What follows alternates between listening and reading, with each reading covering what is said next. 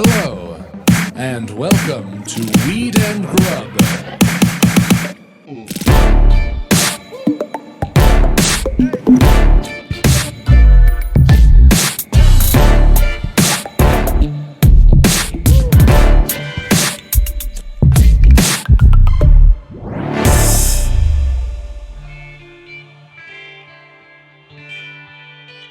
Can we talk about the fact that you just distracted my dog by putting almond butter on your floor?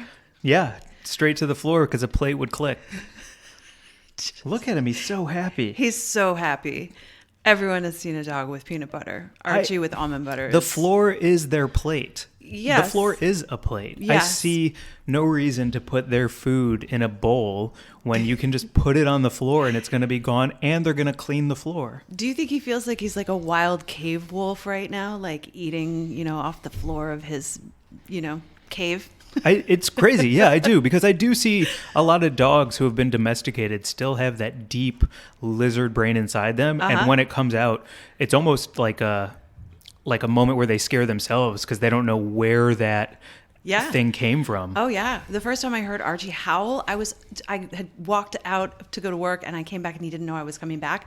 And so I got to hear him like, ooh, like a wolf, like a real full-on like howl at the moon. And it was heartbreaking and also chilling and really kind of cool. Yeah. Was it heartbreaking because you could see that he's a dog that lives in your house and he has like bigger feelings inside him than what's possible? Well, and he was howling because I had left. Like it was a heartbroken howl of like missing me. Oh. Yeah, it was intense. Damn. Yeah.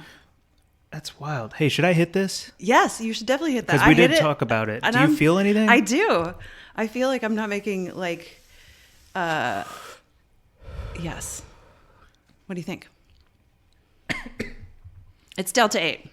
Just for anyone listening. Will you talk while I hit it? Yeah, Because we talked last episode about how I would try it on air and then see how the pod goes while I'm high on Delta-8. Will you talk for a second while I hit this? Totally. So I am learning about Delta-8 right now because I'm actually going to be writing about it. And there's a great piece that was actually just published on Rolling Stone that you can go and read that kind of like breaks down what it is and why it's sort of legal and available right now. But basically, it's so everyone knows THC.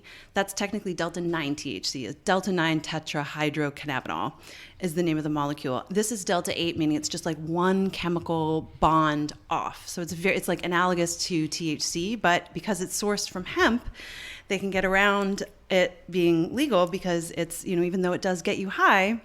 Love a loophole. Coming from hemp, it's okay under the Farm Bill, the 2018 Farm Bill, which legalized hemp for sale. So what they're doing with Delta-8 is they're extracting it from hemp and they're making it into isolate that they're using in edibles. And this is a pen that we're hitting that has oil. And I feel it. It works. I like it. Yeah. I'm high. It's very chill. Yeah, it's a lot. Like I took a big rip, and I'm not as high as I expected to be, which is nice. Right, because well, it's not THC. Yeah. It's not Delta-9 THC. But it is THC. It's Delta-8-THC. Love a loophole. Yeah, right. Yeah, what a fun way to play God for the right reasons. And I know, I always know when I'm stoned when I have that moment and I walk into the kitchen and I opened your fridge and I was like, ooh, pickles. Yeah, I'm gonna bite into this right now. No, nothing like a cold pickle. Yeah. It's like the greatest thing in the world. I agree with that. Usually I'm so room temp all day, everything, but a pickle has to be ice cold and crisp. Mm-hmm. So important. Just like a dirty martini with an olive in it. It all, like, What is a pickle? It's a cucumber that's been pickled, right? Oh, that's not fair. It's Delta-8 works great. Cucumber gets to take the whole world.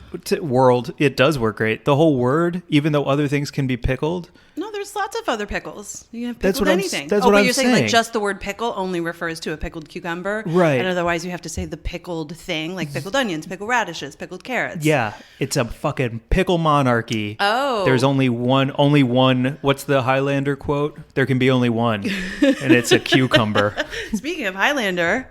Oh shit! Let's get into that. That's a good tie into our conversation about tartans and Scotland. And we heard from our friend Stuart. Thank you, Stuart, so much for getting back to us. That there are tartans all over the world, and there is So we were actually like in the ballpark. We were talking about how it sort of identifies a clan. And he said, yes, many Scots get a kilt with their clan tartan when they've stopped growing because they're so expensive to buy. You usually get one for graduation or your wedding. And then he posted a picture. He said, my mother-in-law made one for my youngest when he graduated preschool. And there's a picture of the two of them. Like, it's just so sweet. We'll throw it on our IG for this episode. Yeah. And then Stuart says, Mike doesn't need MJ's Scottish heritage to get his own tartan. There's even a Japanese tartan. And he included a link to the tartan register. That's so cool. Yeah. I do want to make my own tartan for my own family because I've got a circle that I really care about. And the idea of a gift of a thought out tartan that is about us. Mm-hmm. What a cool way to give somebody and show you care. It's amazing. I think it's not just a matter of designing it. You also, to be able to register it, you have to actually have it woven to a certain specification from a certain number of threads. There's a lot of stuff that goes into it. Oh, good. So no bozo like me can be like, here's what I think it's going to be. It's going to be a 6-pack, a taquito, a Blockbuster video card. You know, it's just a pattern of lines, right? I know, but I was thinking Family Crest and I went too deep and I was like, there's no turning back from that. So I'll just finish the bit.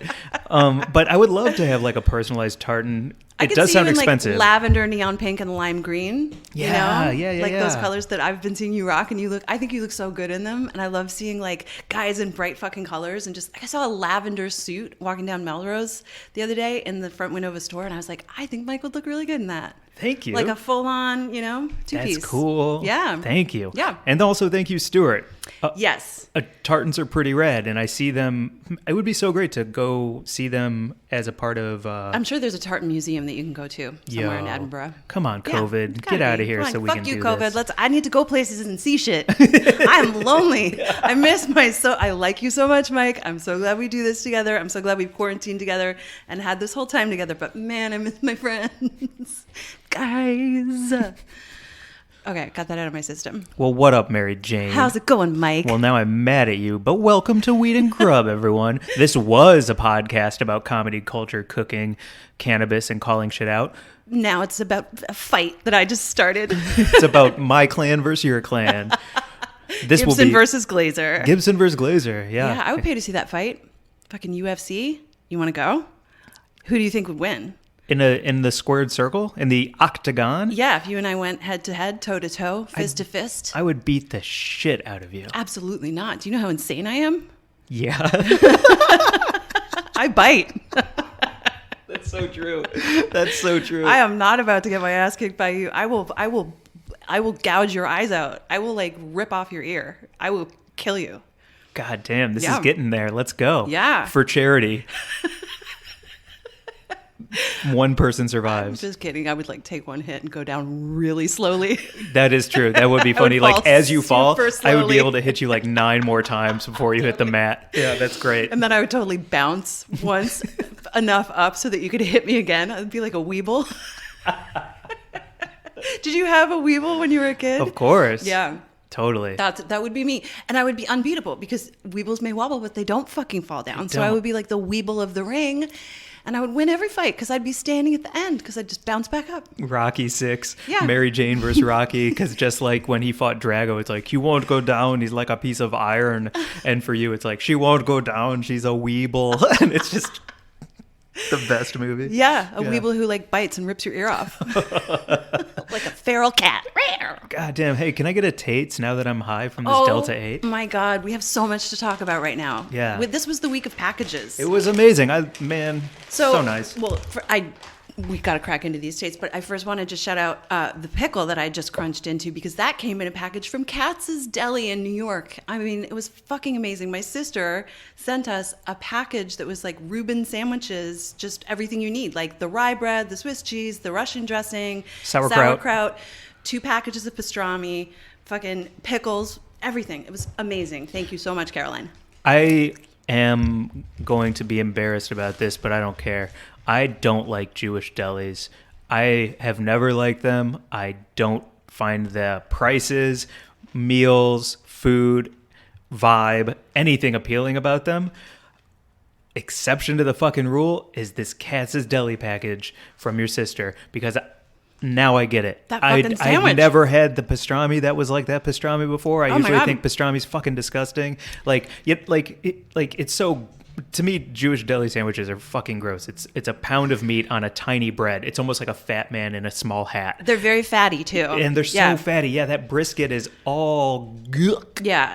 Yeah. But like that pastrami sandwich that we had was incredible, and I stand corrected on my deli stance. Yeah, I mean, I've been spoiled for life now because I think that's kind of it. Like, that's the pinnacle of the pastrami sandwich that you can have. Is like, delivered to your home, so you don't have to leave, you don't have to put on hard pants, and you plunge the meat in its package into boiling water, and then cut that open, and it spills out, and it's all like hot and juicy, and oh my fucking God, it was such a great package. I don't know. Without words. I'm going to open these Tates real quick. quick. Hit them Tates, please. Because this was another package. I don't like how high I am from this. Oh, interesting. Yeah. You were unexpectedly high from it? I'm just like a little, like in about 10 minutes, I'll be in the pocket and I'll be cooking with you. Yeah. But right now, there is like a rug over my fucking mind, and I'm not enjoying it, if I'm going to be straight up. You were quiet for a second there. Yeah. It's funny because I'm about 10 minutes ahead of you because I did a big rip like 10 minutes before we started recording, and I feel great. But I definitely needed that moment of adjustment. You always need that moment to kind of just settle and allow it to allow the fog to, dissipate or take over or whatever it is. Yeah, it's almost like my body needs to process the thing. Right. And then once it processes it, I'm like Mario Star on top of things. Uh-huh. But until then, like right now, I do feel like I'm a dinosaur dragging a wheel that the Flintstones are riding in. Very slow. Very hard to think. Gotcha. Yeah. Anyway, I'm going to eat this Tate's because thank you so much. Oh my God. Thank you so much. So week of packages, we had a package arrive from a listener, and man, it's one of the greatest things that's ever happened.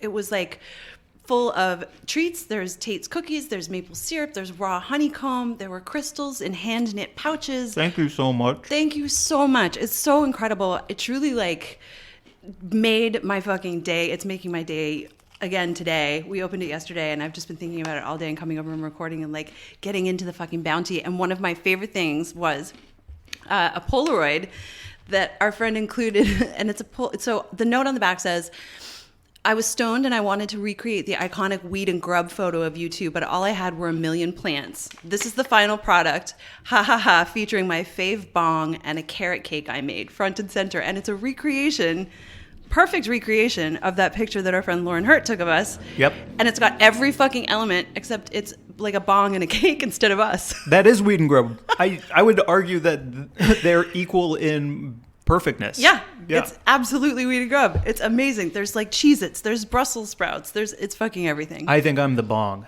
Yeah. Oh, definitely. Okay. Yeah. Good. I'm the carrot cake for sure. Yeah, look at me. Come on. I am a carrot cake.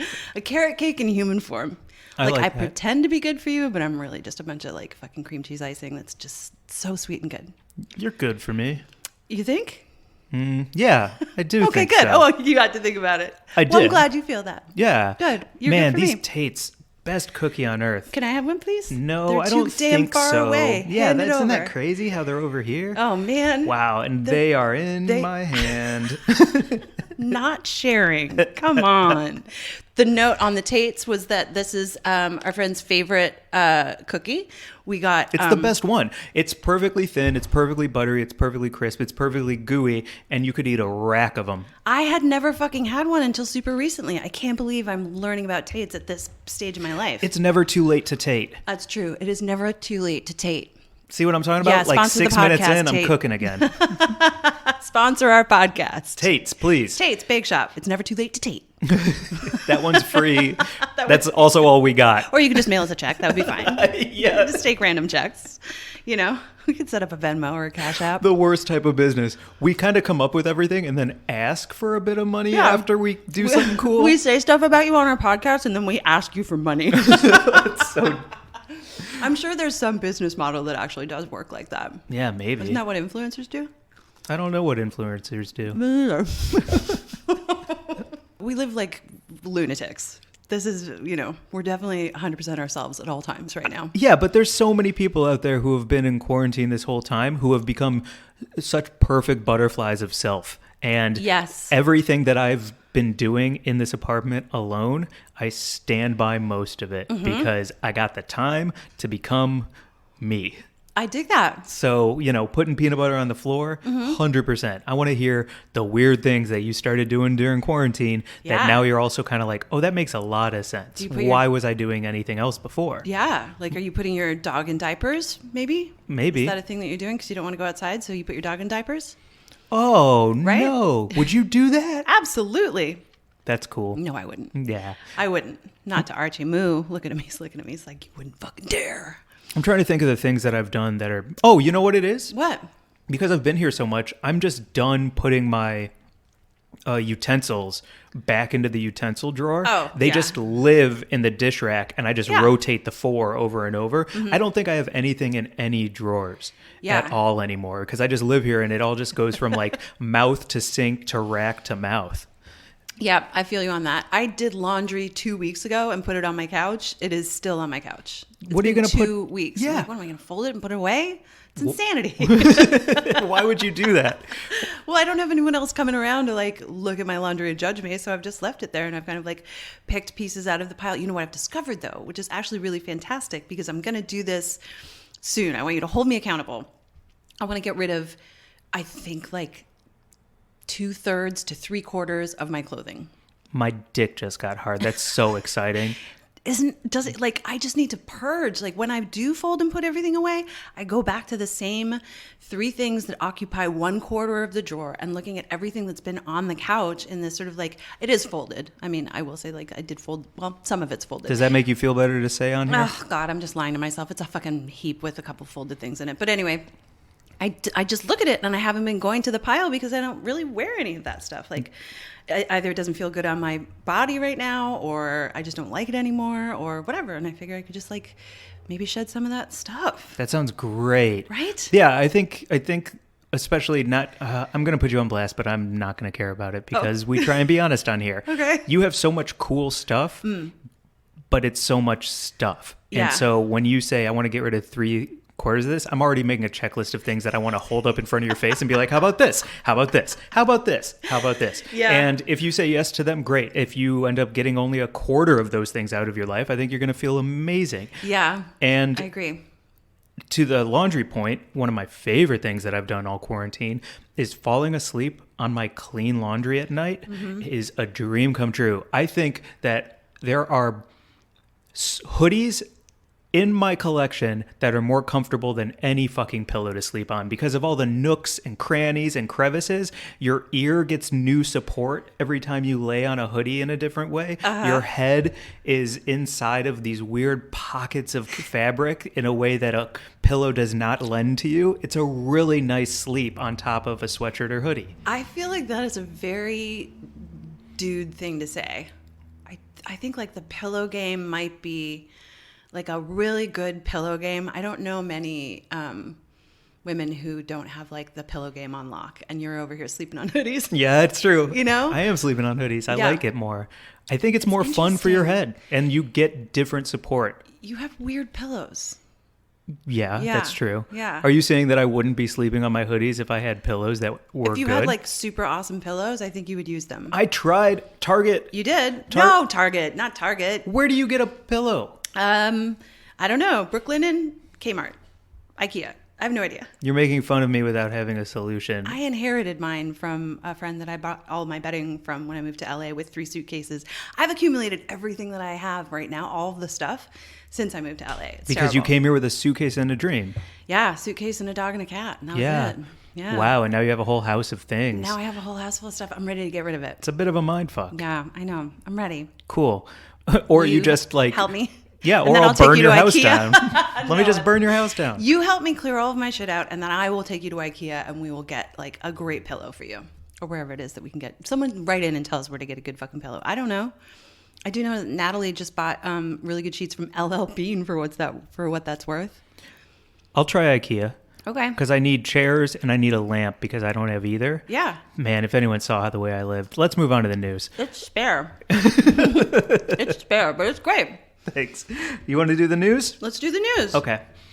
This week I'm reading the news, which feels really cool because this is a really cool thing going on. So Grub Gazette. The Grub Gazette Marijuana Moment is where we're getting this from, and the Democratic Senate leaders have announced steps to federally legalize marijuana in 2021. Hell yes. So what does that mean? Possibly a lot of talk. We'll see in the coming weeks. But 3 people in Congress want marijuana reform. Those 3 people are Senate Majority Leader Chuck Schumer, who I call him Chucky, but he doesn't like it.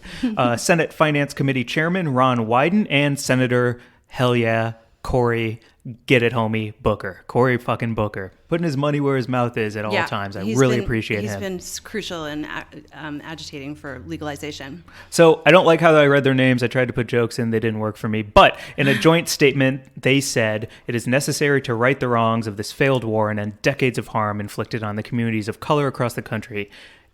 But that alone is not enough. They are pushing for federal legalization. In the coming weeks, they will have cannabis reform legislation that will hopefully turn the page on this sad chapter in American history, while undoing the devastating consequences of these discriminatory policies. Wow. Big words early in Biden's administration from people who have the actual ability to make it fucking happen. Yeah. I did not see this coming. You didn't? I did not. I thought it would be year 1 COVID and getting people back to work and like out of poverty and debt and all of the insanity.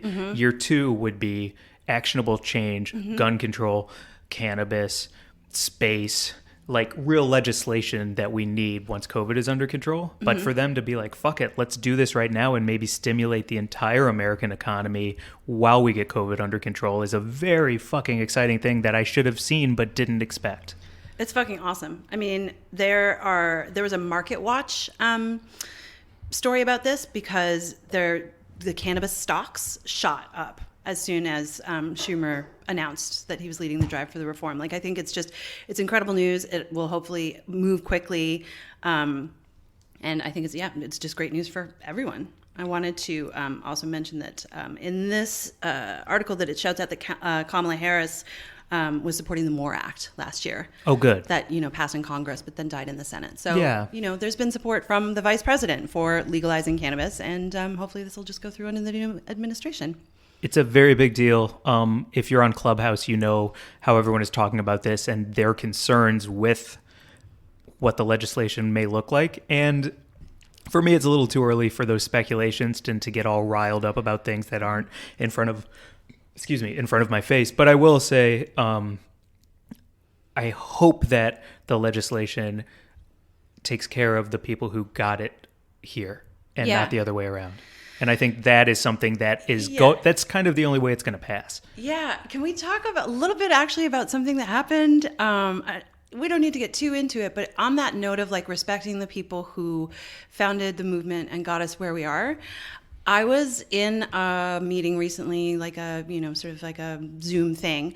And there was this person who was talking about, like, he was making fun of stoners and he was sort of like, saying like, and he also has an institute for them. Yeah. What? His business, if we're not going to name names because you don't want me to, is like he has an institute dedicated to cannabis. Right. And so he was just being super fucking disrespectful to the people who like built the fucking cannabis movement that this guy's profiting off of. And it really made my blood boil because it reminded me, it's just been going on for so long. Like the stoner stigma, the stoner stereotype is what everyone fucking perpetuates. When cannabis was declared an essential because it is a fucking essential. People are making so much money off it. It's a fucking billion-dollar industry. It's a multi-billion-dollar industry. Like, it's not this stoner, like, yeah, bro. And the way he was sort of just so fucking disrespectful, it made me think of when in like 2014, I think there was this like new, weed PR firm back when it was all brand new because it was just going legal in like Colorado and Washington. And there was this weed PR firm in Denver and they were like, we're going to abolish the stoner stigma stereotype because it's like nobody wants that anymore. And it was like, what are you talking about? Those are the people who got you here. Fucking, you don't have to do that. You don't have to like. But erasure is insane. But don't fucking pretend that those people didn't fucking give you what you're now making a career out of. Like, please, these people who you make fun of, who like live off the land and wear tie dye and, like just you don't understand, have made an entire fucking thing legal for you to profit off of. So have some respect, please. Like, Respect the stoner. Yeah, I didn't like what he was saying too, because I've seen it so many times with cult leaders where if you talk down and destroy and talk shit about the thing that got you there, then all of these acolytes move over to you as the voice of reason, who is like the woke change that we needed in the culture, instead of saying there's room for everyone. And I hate this divisive cut people out so that you feel better about yourself and you stand on top of a hill bullshit that you see, you know, in every industry and in every corner of the world. But when it comes to the one that we're in and I care most about, like, get the fuck off the hill, dude. Yeah, it's fucking crazy. Like, I've seen so many brands announce and be like, we're going to be the new, you know, elite luxury. We're going to veer away from stoner culture. And then they fucking fold and fail because they suck. And they're making they're ostracizing someone else and saying, you know, that part of the culture shouldn't exist anymore. When you know what's fucking thriving and is part of stoner culture? Cookies. Like, that brand, those fucking, like, Burner and those guys, like, they are, like, of the culture. They are fucking making those, you know, seed drops, like Supreme drops. They're making that shit fucking cool. They're making it real.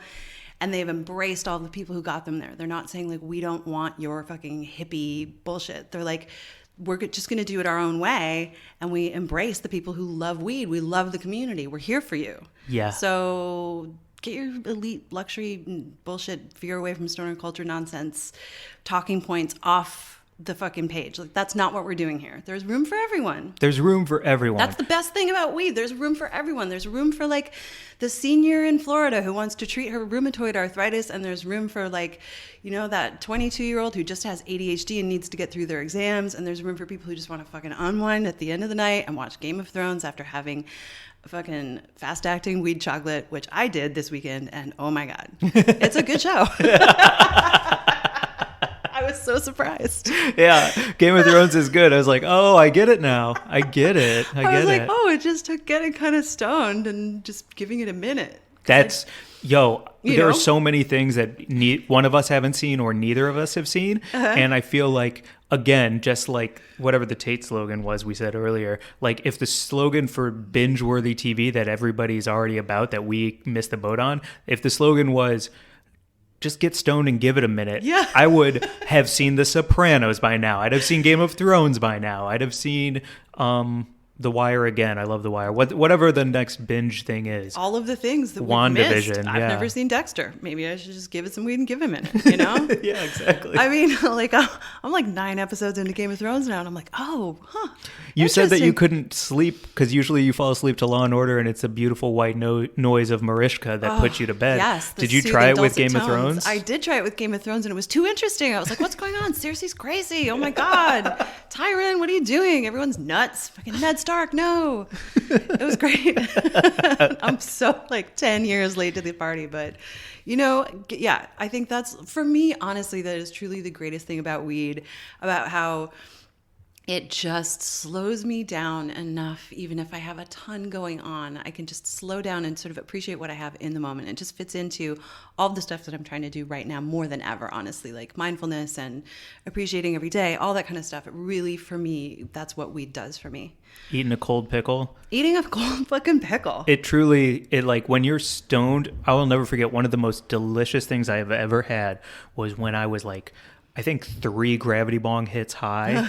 And it was frozen, what are they called? Like those mango chunks, like frozen fruit from a bag. Oh. You know what I'm talking about? Like, you know, if you get frozen fruit in a bag, like raspberries, blueberries, things that you would put in a smoothie. Okay. Yeah. Like my friend Rob just slapped some frozen mango on the table, let that shit thaw, and we popped cold mango in our mouth and ate it, and it was the most delicious thing I'd ever had. And shout out to weed for making it so. Hell yes. Yeah, that was a long story that if I told that in public at a party, people would be like, cool, man, you gotta go. Some cold mango. You ate some cold mango? Got it. Anyway, cool. We were doing anything else. That would be a great story on Clubhouse, though. People would totally be into it. They'd be like, I know what you mean, man. Mango's the best. Mercine, am I right? The terps. Yeah, thank you. You're right. Great. We'll be all about it. That's quite funny. I thought that your Instagram story post about Clubhouse being tiers, what was it? So it's not my post, so I don't want to take credit for it, but I did find the post, and it is Clubhouse is tier C people listening to tier B people talk about tier A people. Fucking nail to the heart. Perfect. Perfect. Yes, sir. Oh my God, that made me laugh so hard because of how mad you were after Elon Musk hopped on there, and then there were like recap rooms just recapping what Elon Musk said. I was like, is this what this episode's going to be? Because let's lean in. Anytime a new form of technology comes out, it shows our base level of who we are as human beings. When chat roulette came out, it was dicks and pussies as far as the eye could see immediately. No. Yes, right away. Not right away. Right away. No way. I had a great time on chat roulette for a solid like 3 months before it became dicks every time. So the popularity of it infused it with dicks. Yes. Like once it caught on, because maybe you were an early adopter, and then once it kind of caught on. I was a super early adopter. Yeah. Really early on. I used to sit in my backyard in Chelsea, and we had a projector, and we would actually hook the laptop up to the projector and project chat roulette up on the building wall, and we would like show, all of the shit that was going on all around the world on our wall in Chelsea. That's really neat. For like 3 months. And then all of a sudden we were like, oh, we can't do this anymore. There are children around, and this is all dicks. Right. All dicks. Exactly. Okay, Yes. So let me refine my thesis statement based on that, because you're right. Thanks. When a app goes mainstream, it shows our base level of who we are as people. Shit gets ruined. It gets ruined. And as Clubhouse, I think, has more millions of people on it, it opens up for Android users. As it just grows and grows, it's going to become lowest common denominator entertainment, and it's just going to be this Ouroboros of self-sucking that people are going to do for each other until they die. And that's what I see the future of Clubhouse being, unless they start adding some boundaries and some rules and regs, and you can filter that out for yourself, certainly. Well, the moderator of each room has to handle the boundaries and rules and regs, right? But that's my whole problem with Facebook and Twitter and all of these other ones, is that they're a private company, so they leave it up to the user to create their own experience, and then they're not liable for anything that happens on their platform, which I have a huge problem with, which is obvious because of Facebook and what it's become and things. But more importantly, Clubhouse I see it heading down this place where Elon Musk is on there talking, and then there's a recap room that has 5,000 people in it and people speculating about it, and then there's a recap of the recap, and then there's the room where it's like, let's talk shit about Elon Musk, and then there's the room where somebody's like, what will happen next? What's the future of Elon Musk on? And it's all just this fucking self-aggrandizing nonsense speculation that takes up time because there's nothing else to do, and why are we doing it? And it's just such lowest form entertainment and so uninteresting to me. And that's my biggest fear with something so beautifully elegant and powerful as Clubhouse. Yeah. It's just going to become people wanting to hear themselves talk, which is why you do a podcast, I know. But also, it's just this like recap of a speculation of a recap that goes nowhere for no reason, and why. Yeah, it is kind of a weird echo chamber. But I will say that I've jumped into a few rooms where it's just been like a small group of people, and we've had amazing fun, like, loose, great conversations like we do on here, where it's like, it might be fucking meaningless, but at least we're having a great time. And I think my thing that I've found that's really important with Clubhouse is like, at the beginning I was like, I'm fucking lonely and I miss my friends, and Clubhouse is offering that sense of connection in this crazy fucked up pandemic time. So, if you can slide into one of those small rooms and find some people you like to chat, great. And I also have to say, like, getting out of the weed rooms has been really good. Like, there was one that I found that was like how to spot a narcissist or like, surviving narcissistic abuse and that kind of stuff. And I was like, that would have been a very fucking useful resource for me at one time in my life.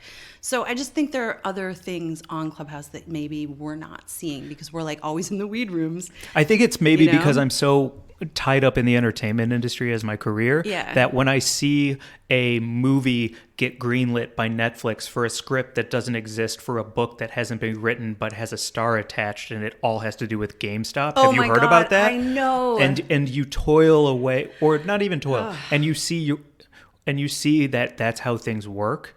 Yeah. And then you go on Clubhouse and you just see tier C people listening to tier B and all of that. And then it's like recap room and recap room and recap room. And you're just like, oh, this is so deeply tied to the entertainment industry for me, where we're all just like trying to do something that matters, that we care about.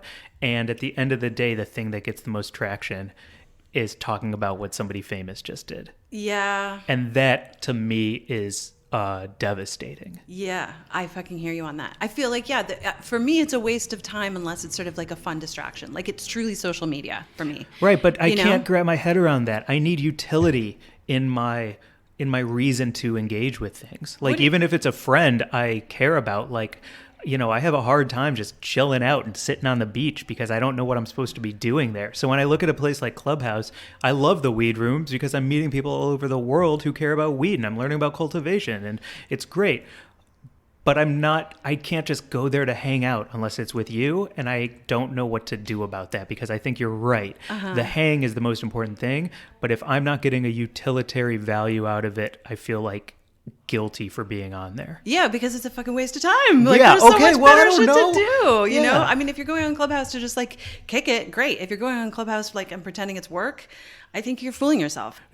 Quinn was talking about the Great Reset in that room, and I started reading about it, and I have a lot more to read before I want to speak on it. But that was, to me, the value of Clubhouse is connecting with a homie like Quinn. Yeah. Quinn being like, you need to look into the Great Reset, and then let's start a room and really talk about it. Yep. I'm down with that. Yeah. I'm down with that. There is something happening, and it's really, there's an amazing article that I read about the bridge from, and I've talked about it on here, the end of the Earth era and going into the air era, the Aquarian era. Astrologically, all of this stuff is happening energetically all over the world. Yeah, there's a ton going on. There's a total shift. And I think the Clubhouse is a great barometer for that because, I mean, honestly, you can go on and meet people like Quinn and hear from people who, are just starting out and just figuring out what it is that they want to do, who will be shaping culture. So that's a great place to meet people like that. But yeah, I don't see it as a, like money business platform. It's literally just to like kick it. It's Clubhouse. Thank you. Damn, your chill is so refreshing for me. Oh. It's real nice. Thanks. Yeah. I want to hit more Delta-8, but I'm wary because because it got me stoned and I'm going to hit another like fog brick. We have some fucking good weed treats to snack on right now, I have to say. Like I'm very pleased with the stash that we've got. We've got some fucking great edibles. We've got some good snacks to go along with those edibles. We've got some fucking good flour.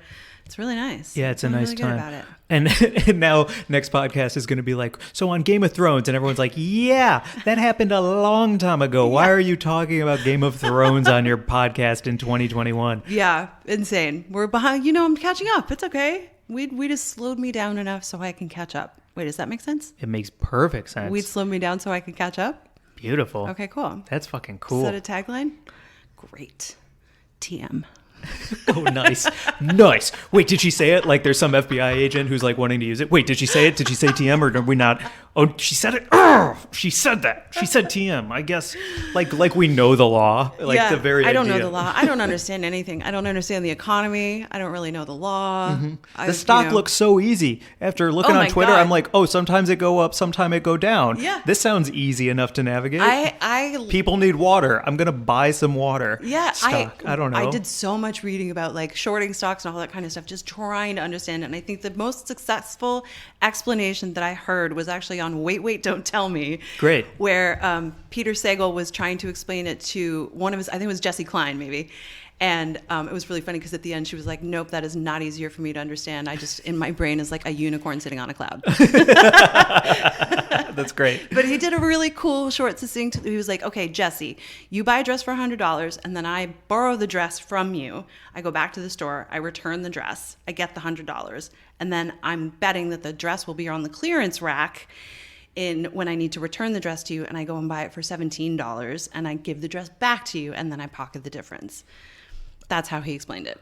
That's a pretty good explanation. I can wrap my head around that. I can understand that. Also sounds like a lot of work to get a dress for a little bit cheaper. But I guess in the context of the stocks, it's a lot of work to make millions of dollars and fuck over everyone else. Yeah, there's some people who made so much fucking money and then a lot of other people who really got fucked. Yeah. So it's fascinating. I'm interested to know more. I want to know more about everything. Can you TM other things? That would be a dream come true. Because if you could... Oh, what?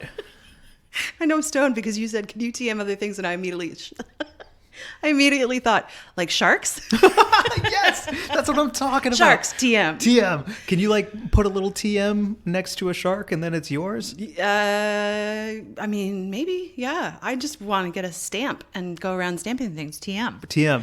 I think that's awesome. Uh-huh. That's a good, like, art project for the world. Just TMing everything. Yeah, because that's kind of what the world is, right? When it comes Yeah. to assets and renewable or non-renewable resources, everything is just you want to own it, you want to have it, you want to keep it, you want to save it. It's yours. It's yours. And you make money off that thing and you own it and it's yours. A TM stamp would be so dope. Would that be fun? Yeah, because it feels like something Banksy would punch their fist in their hand and be like, damn it, why didn't I think of that one?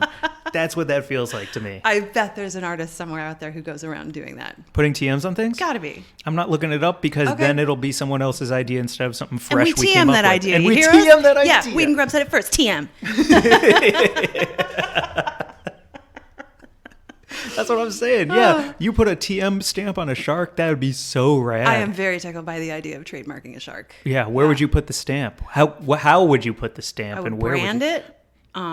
Underwater No. branding. No, How you else wouldn't would you put do it? fire to a stamp. You do like a unwashable ink. What is that called? Unwashable ink. Unwashable. Permanent tattoo? Permanent ink Tattoo. I would tattoo the shark with TM. with TM near its tail, probably. Cool. Have you ever seen when they tag them? It's amazing. They like clip it to their dorsal fin. They're fucking tagging sharks. It's Is the so dorsal wild. the middle or the end? back? It's a back fin. Mm-hmm. No, what do they just give it an ear piercing basically? Basically, yeah, it's amazing. Rad. Tagging animals is like a whole fucking crazy thing. Ooh, speaking of animals, did you know that there's a tiny chameleon? I just tweeted about it because I was so excited. The smallest chameleon in the whole world. It's called a nano chameleon. And it's like the size of a grain of fucking rice. Stop it. Twitter is good for certain things. Follow National Geographic. It will change your day. That's really neat. A tiny one. Wow. I would TM that too. With a very tiny TM. Tiny little TM. I think it's a really cool idea. Yeah. Put it on everything. Everything. This is going to be Weed and Grub TM from now on. Yeah. Oh, you own it? I'm going to put it on our email signature. Outgoing. Weed and Grub TM. And anything you send us is also TM. Oh my gosh. We own it all. She's a monster. Yeah. The monster TM. Listen.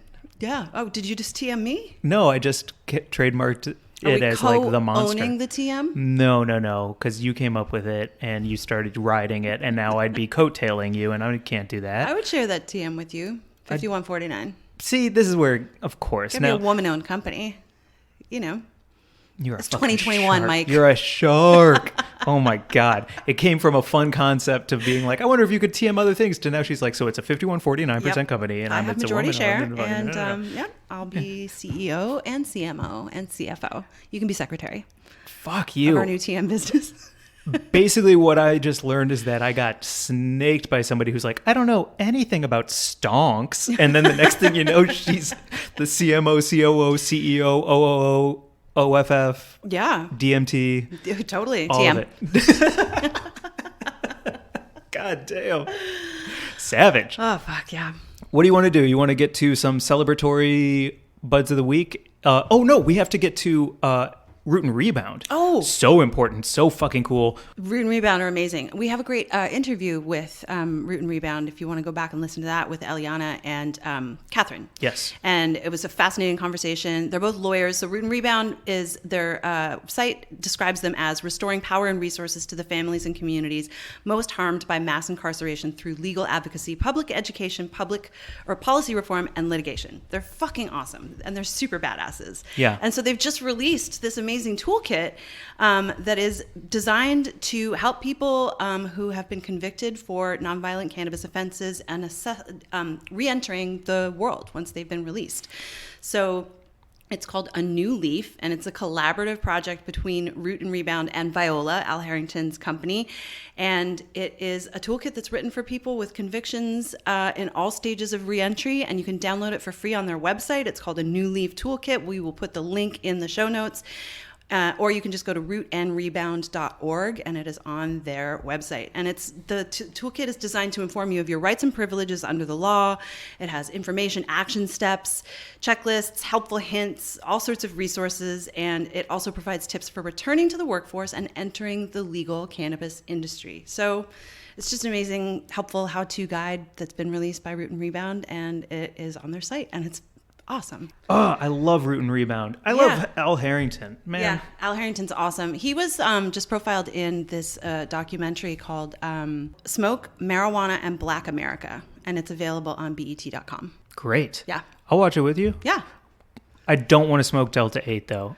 No. I'm not here for that. I would like to go back to my tried and trues. Yep. And watch it with you. Some beautiful flower. Yeah, yes, exactly. I hear you. I think that Delta-8 is a great alternative and a beautiful loophole until we get this machine built the right way. Mm-hmm. But I don't think I like how I feel right now. It's not for you. It's not for me. I'm a little bit too foggy and I'm a little bit too low energy, where I know that there are other flowers out there that give me the pep to my step that I like, and I just happen to live in California where I'm able to access it. So no shade, because it is really helpful and important for places and people who can't access the same things we can. But for me, at least this isn't for me.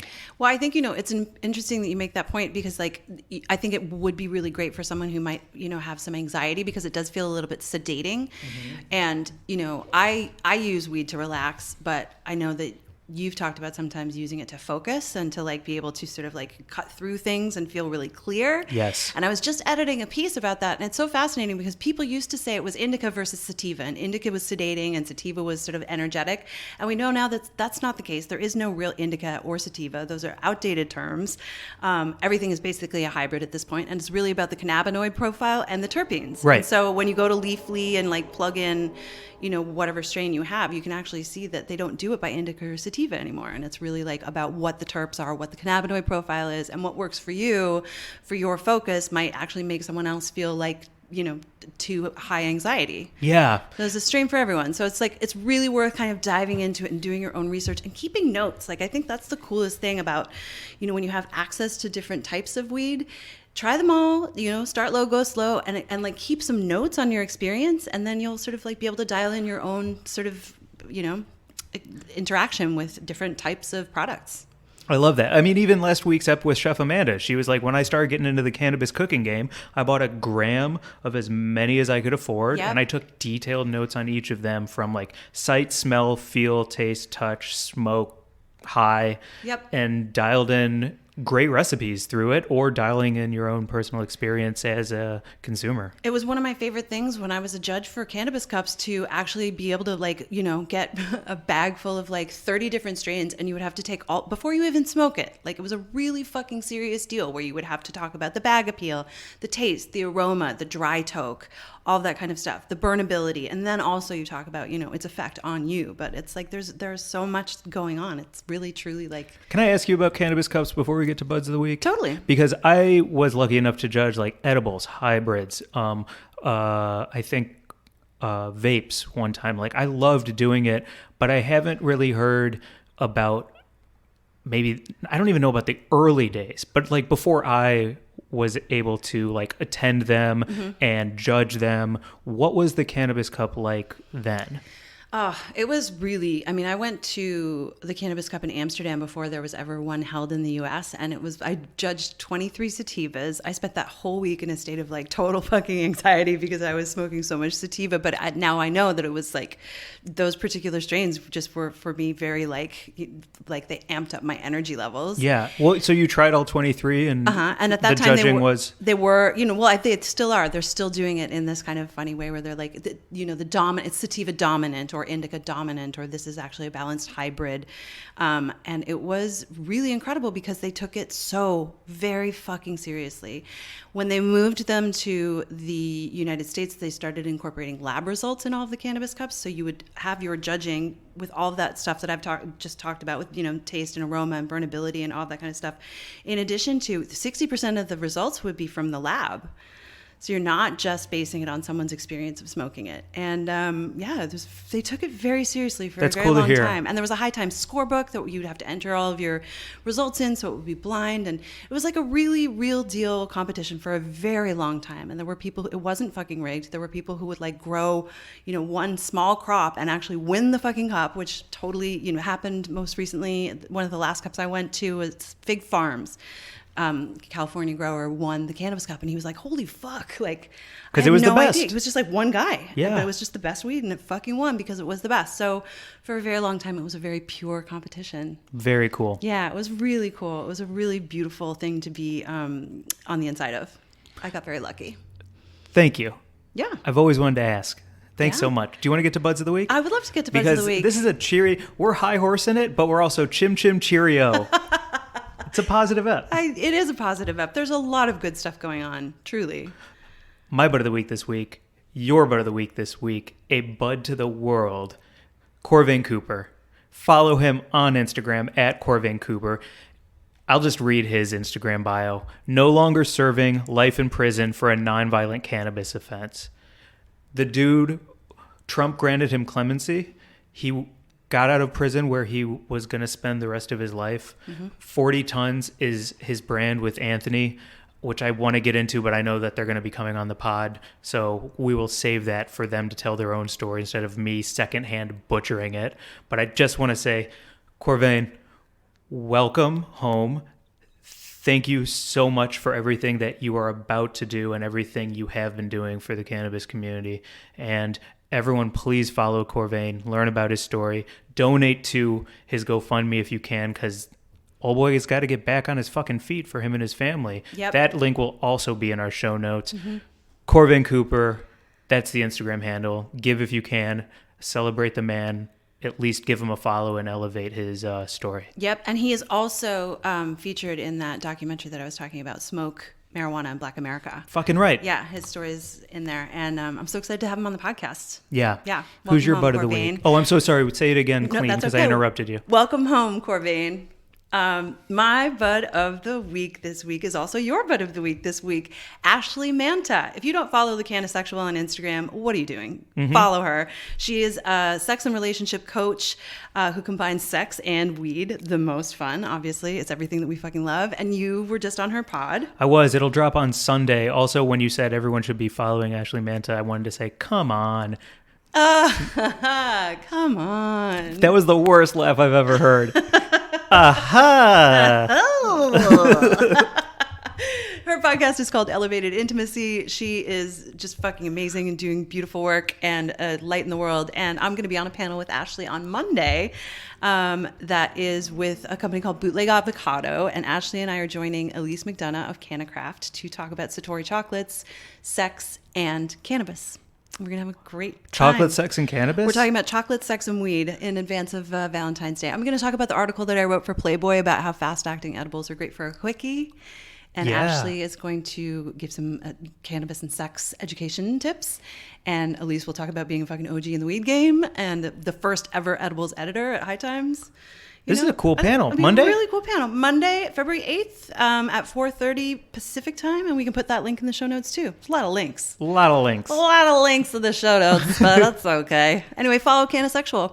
Nice. Great bud of the week. Yep. I want to attend that. You can totally come. Okay. You can totally come. Now who thinks it's a good joke? You're a TM stealer and a joke thiever. And I want everyone to know it as we end this episode. Ooh, and let me really quickly promote my own Clubhouse room on Sunday at 6:30 to talk about the upcoming panel. I'll be on Clubhouse with Mario from Bootleg Avocado, and you're going to come, aren't you? I am. I'm going to... You're going to come. See, I knew it was funny. I knew it. So check us out. If you're on Clubhouse, come hang on Sunday, and we'll go, just kick it. It's just for kicking it. Just getting high and kicking it. Yeah, you're right. That's what I'm going to do. Yeah. Is it time to finally eat some more of these Tates? I've been restraining myself because I didn't want to crunch in, the microphone and be like a rude eater. But I have half a pickle and half a Tate's cookie to get to, and I'm dying. So Let's get the fuck out of here. Fuck out of here. Thank you all for listening. You can email us at wg@weedandgrub.com. Our Instagram is at weedandgrub. I think we're like 3 followers away from 5,500, so that would be pretty fucking cool. And leave a 5-star review on iTunes. Leave a review on iTunes. Leave me alone. That's it. Leave me alone. I don't know. Wow. How do you end? I love you. I love you. Bye, everyone. Bye.